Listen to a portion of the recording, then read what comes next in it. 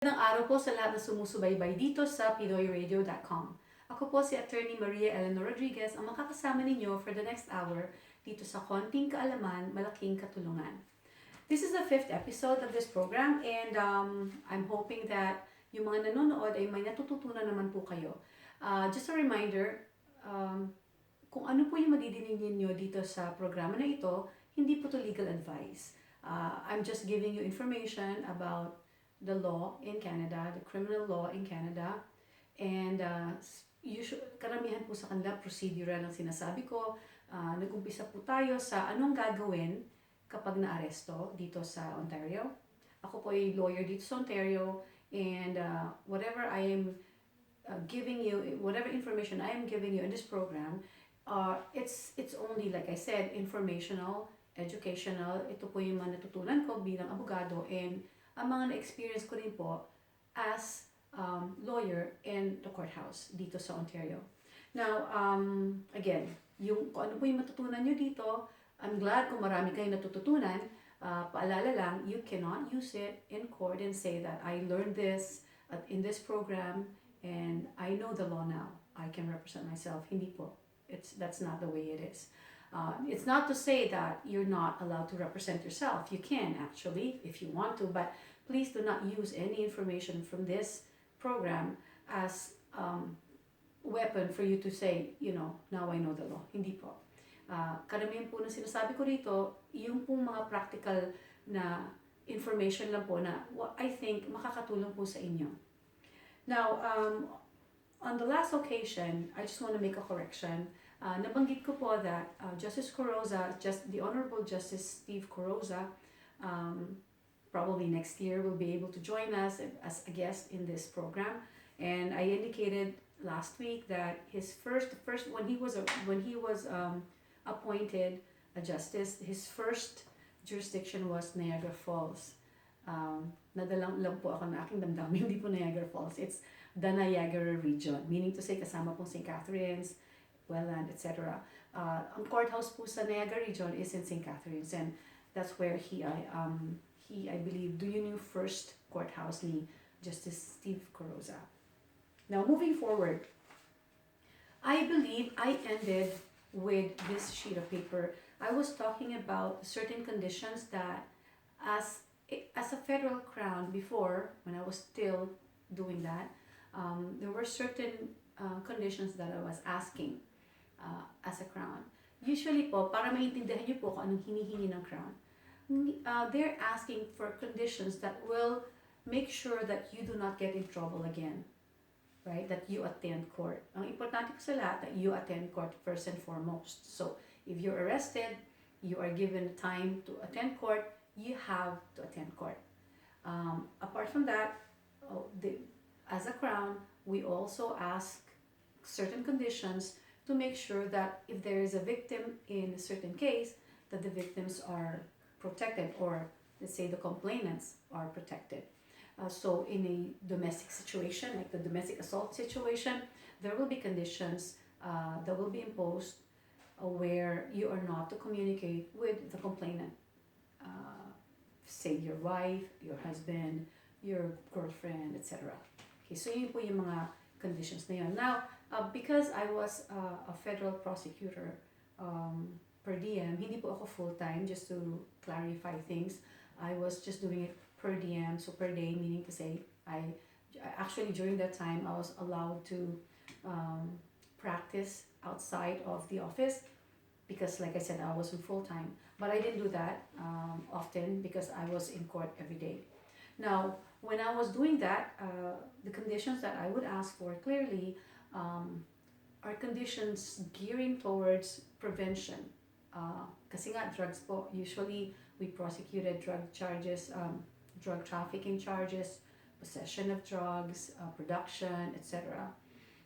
So, syempre, ang hihingi namin conditions, like I was asking for conditions that will make sure that hindi na po mauulit yung pagbebenta ng drugs or yung possession of drugs, for their protection as well as the protection of the public.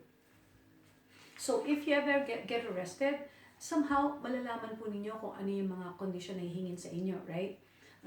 Now, the Filipinos, the Filipino community in the Niagara region, at least, where I used to work, I they're pretty quiet. Wala naman po ako na-encounter masyado doon na Filipinos who were arrested. May pa konti-konti po. But like I said, even in Toronto, may mga nakikita rin po ako. And as I said before, and I keep saying it, ang kalimitan po na nagiging charges po nila are domestic assault or assault. Now, based on my experience, ang mga Filipinos po na encounter ko sa courthouse, either Niagara region or Toronto region, they were, like I said, charged with assault, domestic assault, fraud, theft. So far, yun ang, and credit card offenses. So, yun po. Pero mas karamihan talaga, mostly, they have been charged with assault. Domestic assault, actually, ang pinakamadaming nakita ko. And that's based on my experience. I'm not saying that, you know, that would be very accurate kasi limited lang naman po ako sa Old City Hall and the Niagara region nga ni St. Catherine's Courthouse. But based on my experience in those two courthouses, yun po ang kalimitan na nagiging charge ng mga Pilipino na ka-encounter ko. Now, let's move forward again. After that, so napag-usapan na po natin yung simple assault. Nabanggit ko rin po last week yung assault with a weapon or causing bodily harm. May mga nakausap po ako mga Pilipino na, you know, we kind of discussed yung law po sa atin sa Pilipinas and law dito. And based on that interaction with these Filipinos, we realized that there are certain actions that constitute a crime, an offense here, but may not be considered as such in the Philippines. Well, when I say not considered as such, ang ibig ko pong sabihin lagay po natin ang assault. Isang example yan. Kasi may mga na-encounter po ako na Pilipino na na-charge ng assault dito. Hindi po nila akalain na matcha-chargean sila because they had no idea that what they did was wrong. Example po sa Pilipinas, pag may nag-away, for example, dalawang nagbabasketball. This is just hypothetical. May dalawang nagbabasketball, nag-away po sila. Minsan po hindi na tumatawag ng pulis. Right? So parang ang culture po natin dun sa Pilipinas, sila na bahala. Right? Kung hindi naman I'm talking about, you know, those without injuries, right? So halimbawa, nagsuntukan sila, wala namang injury talaga, kasi may mga umawat naman, di ba? Pero tumama yung kamay dun sa tao. Sa Pilipinas, hindi na pinapansin kasi hindi sila pumupunta sa pulis. And sometimes, nagpunta sila sa pulis, tiningnan ng, actually, if I'm not mistaken, halimbawa nangyari yun, ang unang pinupunta nila, barangay. Anong ginagawa sa barangay? Pinagkakasundo sila, pinag-uusap, you know, yung amicable settlement, ganun. This is like going way back when I was still in the Philippines. And correct me if I'm wrong, I haven't been there in a long time. I haven't practiced law in the Philippines since I moved to Canada in 2000. So it's been a while.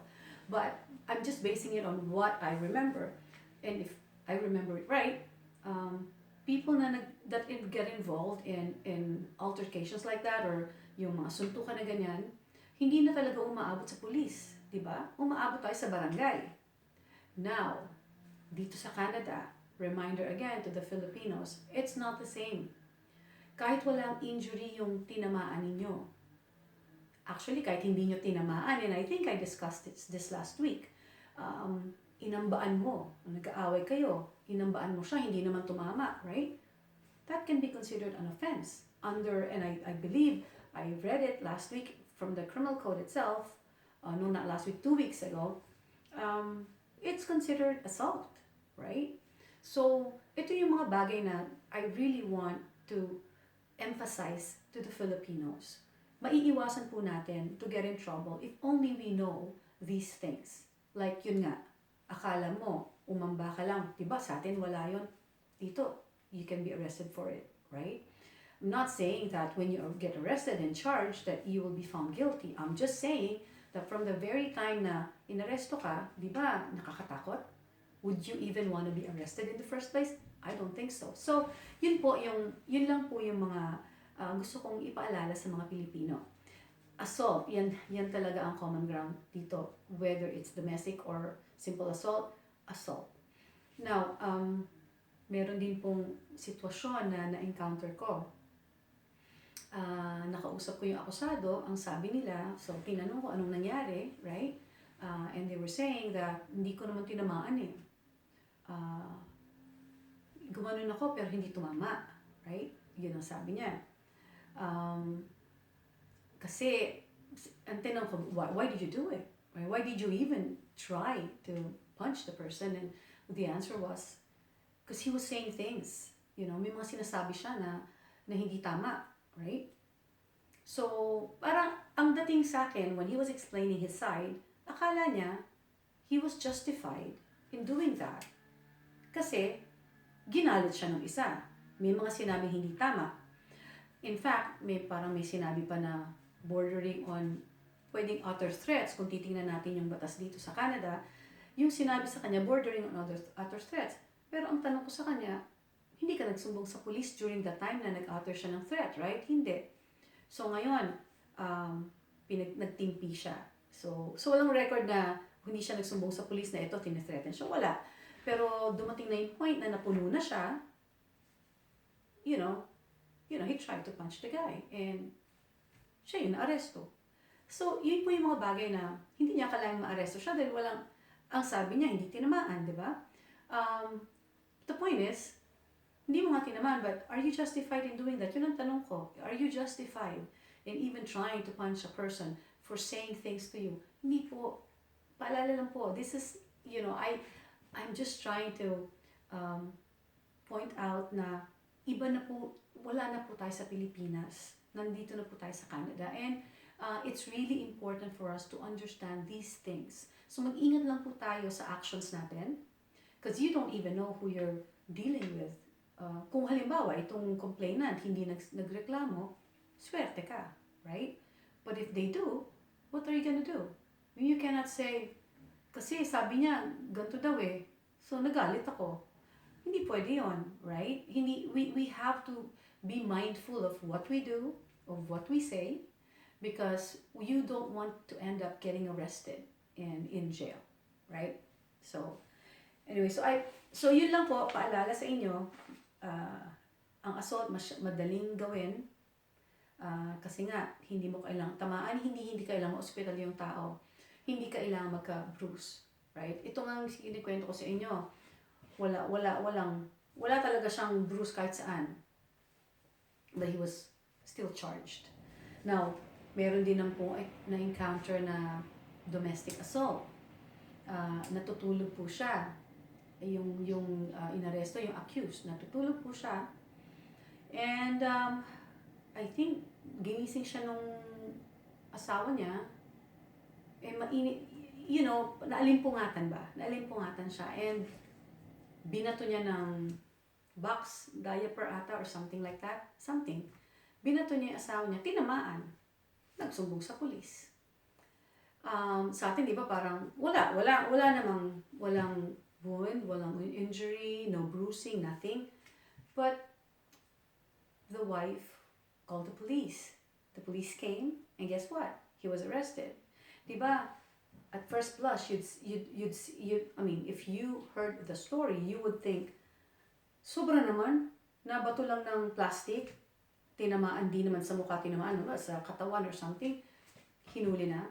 Yeah, hinuli talaga. And the worst part is this, and I think this is the reason why hinuli siya. It's because when the police looked at his name, meron ng previous reports. So, in other words, this was not the first incident reported to the police between the couple. So, kinoconsider po ng mga pulis yun. Kung sakasakali po na that was the very first, I'm not saying this is what they're gonna do, but posible po na ang gawin lang is paalalahanan yung lalaki. Kasi kung in-explain naman niya na, pasensya na po kasi, I was really tired from work, and then she woke me up, and I just, I don't know, I just threw it without thinking, right? So if that was the first incident that was reported to the police, I have a feeling that, chances are he would not have been arrested at that time, right? However, because there had been incidents reported to the police by the wife, yun na, inaresta na po siya. So these are the things that the police consider as well, right? May history ba? Kung may history, of course, they have to make sure, be vigilant that the complainant is safe. Kasi hindi rin po natin masasabi, right? Because there are instances where talagang may napapatay ng asawa, right? It's not unheard of. So, importante rin syempre sa police to protect the complainants until ma-sort out kung talaga bang may nangyari or wala. But, so we cannot really blame them for doing that, right? Especially if there's history. Okay, so after that, yun po nabanggit ko rin po yung assault with a weapon or causing bodily harm. Isang reminder lang po doon sa assault with a weapon. Don't think that weapon is just a gun, right? Yung weapon po can be imitation firearm. So, hindi totoo, panakot mo, they can consider that as a weapon. In fact, ang weapon hindi lang talaga gun or knife. Anything can be a weapon if you intended to use it as a weapon. Ganun po dito sa Canada. Let's say a baseball bat, right? Which is very common. If you use that as a weapon, then it is considered a weapon. So if you get charged with assault, you used that bat, baseball bat, then you probably will be charged with assault with a weapon because that's a weapon. Meron din po akong na-encounter, I don't know if I've already mentioned this, but may na-encounter din po ako before when I was still a court clerk and they were talking about it. So hearsay to, because it's just me telling you a story about what the other clerks told me. Ang sabi nila, because they were laughing, because they were, medyo surprised sila. I was like, oh, what is it? What are you laughing about? And they said, well, there was this accused charged with assault with a weapon. So what's so funny? You know what the weapon was? Sabi sa akin. Sabi ko, what? An orange. So akala ko nagbibiro sila, but no, it was true. Ang ginamit niya, binato niya ng orange, yung fruit.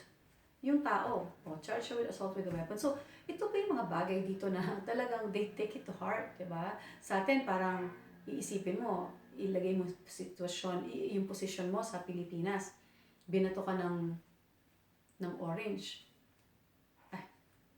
Probably magagalit ka, sasigawan mo, whatever, but malamang hindi aabot sa korte yan, diba? Baka sa barangay nga ang bagsak natin kung nasa Pilipinas.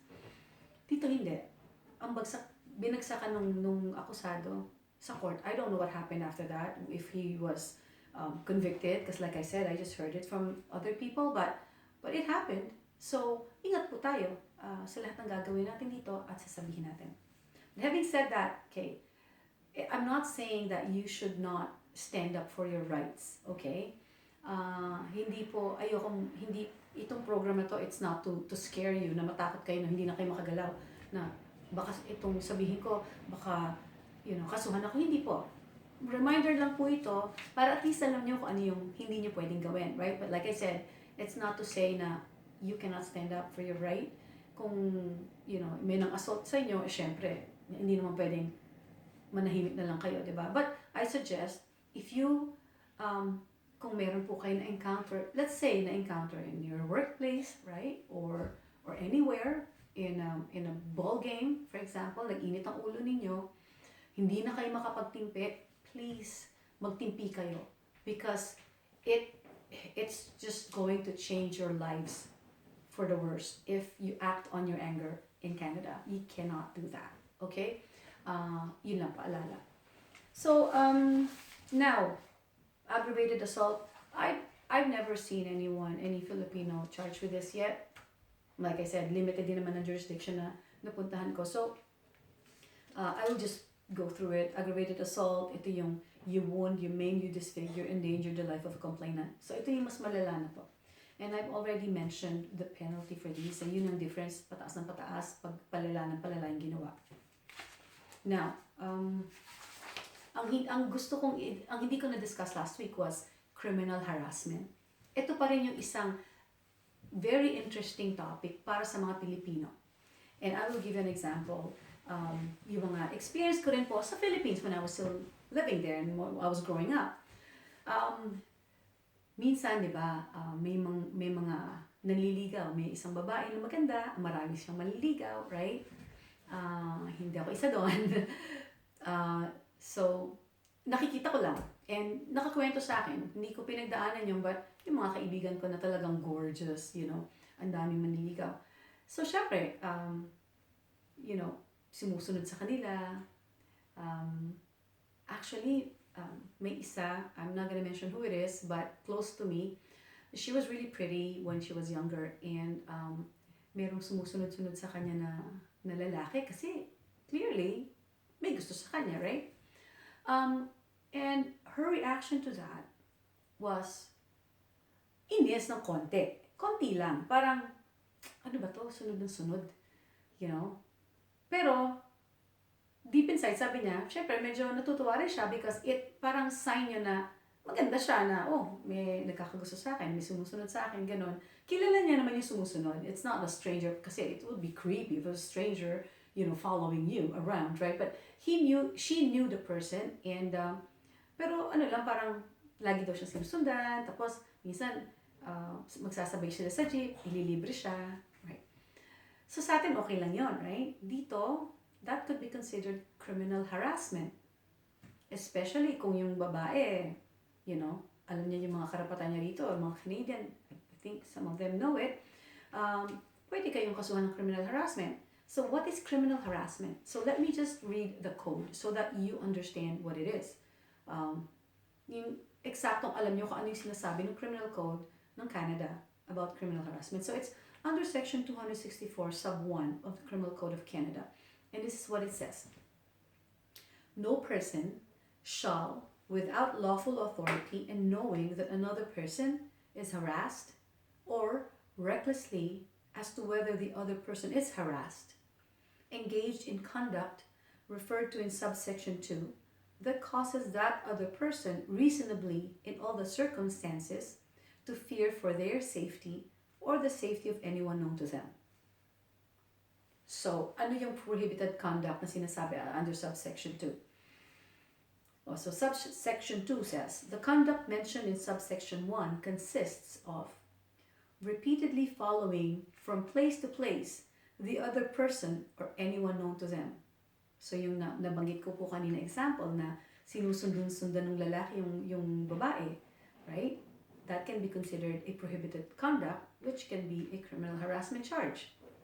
Subsection 2 sub B says, repeatedly communicating with, either directly or indirectly, the other person or anyone known to them. So, let's stop there. Ngayon may mga text na. Before, phone lang. Right? So, there are two instances where communicating with someone can be considered a criminal harassment. So, for example, meron kayong gusto na babae, right? And, you know, nakuha niyo yung number niya, binigyan naman sa'yo. But then, dumating yung point na she doesn't want you to calling her anymore. And she told you, stop calling me.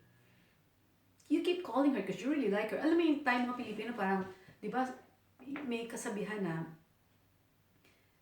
pag may tiyaga, may nilaga. Or tama ba yun? Yeah. And yung parang, sa panliligaw ba, yung pag masugid na manliligaw, pag tiyagaan mo lang, you know, makukuha mo rin, eventually magugustuhan ka rin, di ba? Sa atin, may ganun eh. So dito, gawin mo yon. For example, hindi, tatawag ako. Hanggang sa, you know, hanggang sa ma-realize siya na okay naman pala ako, ganun. And then she told you, don't call me, and you kept calling her, and to the point na, hindi mo alam, right? Because you wouldn't know. Hindi mo alam, natatakot na pala siya. Kasi tawag ka ng tawag eh, and you're like a crazy person to her. She can actually call the police and tell them that you've been calling her in spite of the fact that she told you to stop, right? Pwede kayong kasuhan ng criminal harassment under section 264 sub 1 sub B. Okay? So, ito po yung mga isa pa lang instance yun. Now, texting, right? Texting can also be a way of communicating with someone that you like, right? Okay. Ito, example na ibibigay ko sa inyo, nakita ko rin po to sa korte. Okay, may isang tao na charge ng criminal harassment. Alam niyo pong ginawa? Tinitext niya itong babae. I think, if I'm not mistaken, ex-girlfriend niya. So they were together for a while, and he was really in love with her. And she told him not to text her anymore. But he continued. And pero yung mga text niya naman, I really love you, forgive me, or, I love you, I hope you remember that, good night, I hope you sleep well. Yung sweet things ba na sinasabi sa text. Sinabihan siya ng babae, stop texting me. I really don't want to hear from you anymore. Stop texting me. Sige pa rin siya kasi mahal na mahal niya yung tao. O guess what? Nainis na yung babae.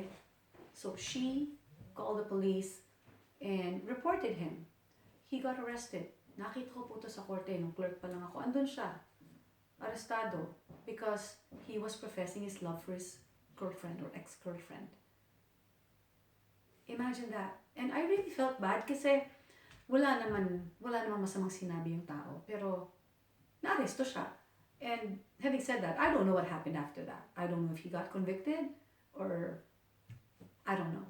But like I said, the fact that he was arrested and placed in custody, in jail for a few days.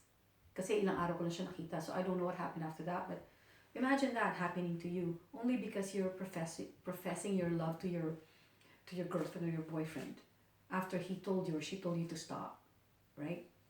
Tingin niyo ba maiisip niyo na krimen yun? Hindi, di ba? Because in the Philippines, hindi natin i-consider yun dahil parang basahin mo parang mahal niya ako. Ganun lang eh, right? So yun yung mga I believe important na malaman ninyo na difference between culture natin, ang law natin sa Pilipinas, and dito sa Canada, how they view your actions, the things you say, the things you do, right? It can be viewed differently than what you think, than what you're trying to do, right?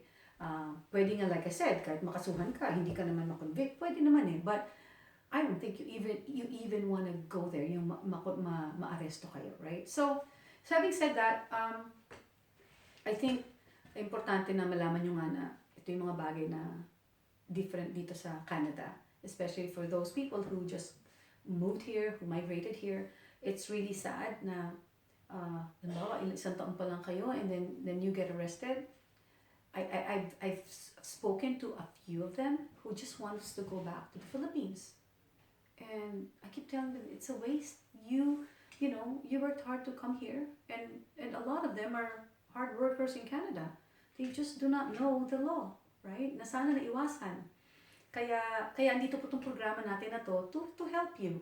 Para lang maintindihan po ninyo na ito yung mga bagay na iba dito sa bago nating home. This is our new home. We need to adapt. Not only dun sa culture, sa weather, but to the laws as well, right? And it's very important. I don't want anybody, I don't want to hear anyone saying, I just want to go back to the Philippines kasi doon, ni minsan hindi ako na-aresto doon. Imagine that. That is really sad, right? Okay. Now, I think it's important for me also, I'll just go back to criminal harassment. Para tapusin lang po natin kasi medyo naligaw na naman po ako ng landas. So, going back to criminal harassment, Section 264 sub 1. Ano pa yung ibang actions that would be considered criminal harassment? Isa pa, one of them is besetting or watching the dwelling house or place where the other person or anyone known to them resides, works, carries on business, or happens to be. In other words, stalking. So, stalking is criminal harassment. Could be viewed as that, right? So, gaya na sinabi ko, halimbawa, imagine, parang napaka-inosente mo. Nandun ka lang, in love ka dun sa iyong ex-girlfriend or boyfriend and you know where they live and you just, pass by kasi you couldn't get over the person and Ano ka lang pinanonood mo siya, hindi mo alam, nakikita ka pala niya. And, you know, pwedeng matakot siya, right? Na bakit ganun ang behavior mo? It's out of the ordinary. And ito, watching the dwelling house. Or, inaabangan mo siya sa work, nakikita ka pala niya, hindi mo alam. She can go to, or he, or she can go to the police, right? And say that. And huwag mo isipin na wala silang evidence, may phone na tayo ngayon, pwedeng nire-record ka nila na, ayan, nandiyan na naman, minaman-manan ako, right? So, that is considered criminal harassment. That may be considered criminal harassment, right? Ang bottom line doon is, if the person that you're watching or stalking feels harassed, diba? So, hindi mo alam paano mo malalaman, you're not her or him, right? So, ingat tayo. So, isa yan sa mga, actions na pwedeng makonsider na criminal act, which is criminal harassment. Another action or another conduct mentioned in subsection 1, the code says, consists of engaging in threatening conduct directed at the other person or any member of their family. So, ito different dun sa uttering threats kasi dun sa isa, may sinasabi ka, halimbawa, papatayin kita or manda ka sa akin, malapit ang katapusan mo. Wala ka sinabing talagang, pero there's an implication na papatayin mo siya, right? So yun, utter threats yun, right? Ito, ang sinasabi naman dito, engaging in threatening conduct directed to the other person or any member of their family. So, I can't really, off the top of my head, I cannot really think of, I've never really encountered this type of situation before, not in court, but reading this, I guess I should say, engaging in threatening conduct, kung ano man yung conduct ng isang nyo. For example, ikaw, galit ka sa isang tao, may mga ginagawa ka na natatakot siya sa mga ginagawa mo na directed sa kanya, considered na criminal harassment yun. Like I said, I cannot think of a situation off the top of my head today, but I will go back to that point and find a case para lang maintindihan natin mabuti ko ano to. I don't think may na-encounter ako, so I can't really think of any case that I've encountered na ganito that I can tell you. So, like I said, I'll go back to that next meeting. Next episode, and then we will go from there. Anong punishment dito sa, if say you're charged and convicted of criminal harassment, what is the punishment for it? So, it says that every person who contravenes this section is guilty of an indictable offense and is liable to imprisonment for a term not exceeding 10 years. So, malaki-laki rin po, right? 10 years. That is if the Crown will proceed by indictment. But if they proceed, they can elect to proceed summarily. So, offense punishable on a summary conviction. So, yun yung pong isa.